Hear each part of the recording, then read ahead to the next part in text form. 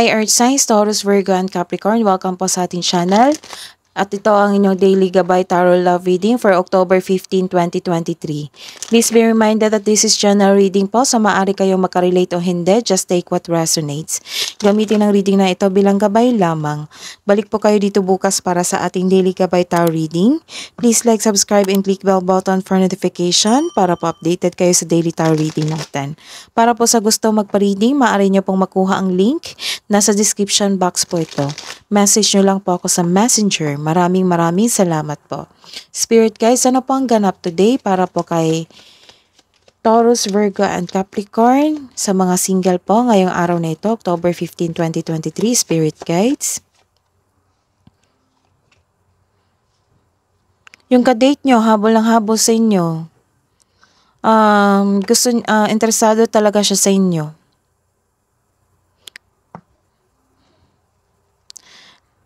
Para po sa mga may relasyon, Taurus, Virgo, and Capricorn sa araw na ito, October 15, 2023. Spirit guys, sa mga may relasyon po,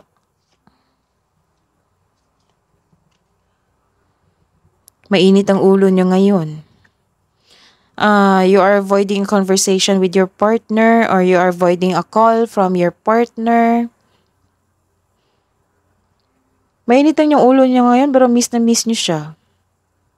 Opo. Tingin ka ng tingin sa social media together with your partner, yung pictures nyo. Miss na miss nyo siya. Pero dito, galit ka eh.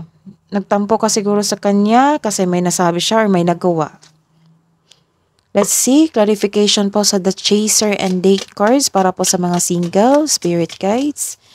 Clarification po sa dalawang card na ito para sa mga single ngayong October 15, 2023.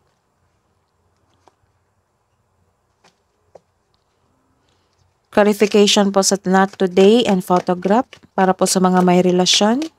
Clarification po, Spirit Guides.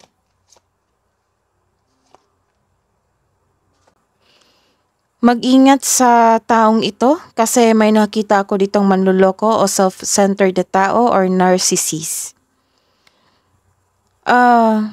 May nakita talaga ako dito na toxic siya na tao or matigas ang kanyang ulo. Nagre-react siya. Oo, masyado siyang defensive, so mag-ingat. Kung habol ng habol yung tao sa inyo, so meaning, ayaw niyang ma-reject. So may attitude siya na ayaw niyang ma-reject. So this is a clarification na darating yung araw or sa araw na ito, iwan mo na itong ka-date mo na habol ng habol sa inyo. Kasi nakita mo na yung red flag niya na isa itong toxic na tao. So you have your freedom. This is called a recovery. Kasi toxic siya na tao naniligaw pa pero toxic na. So this is a wise decision. Disappointed kayo ngayon. Disappointed, you are hurt, you are angry. Disappointed ka kasi sa inyong partner kasi may high hopes ka at expectation sa kanya. But this card tells you na nakikita ko dito na takot ka mag-isa. Kaya namimiss mo siya. Pero galit ka pa rin sa kanya. May nagawa talaga siya na hindi mo in-expect kaya galit ka. So nagkaroon ka ng tampo dito.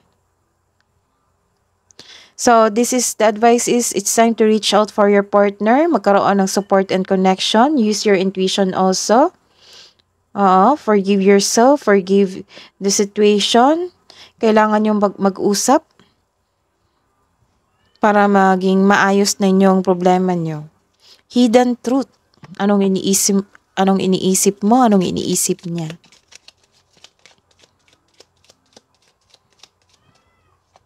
Para sa mga single, we will be together again. Sa mga may relasyon, I know I was a distraction from your pain. Love advice po para sa mga single. Spirit guides. Look at the stars. Look to the stars. And create art. Love advice po para sa mga couple natin. Taurus, Virgo, and Capricorn ngayong October 15, 2023.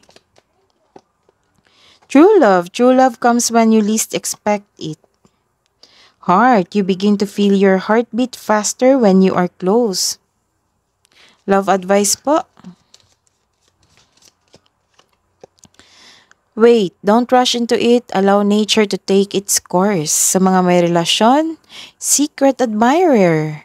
Wow. Someone has deeper feelings for you than they are letting on.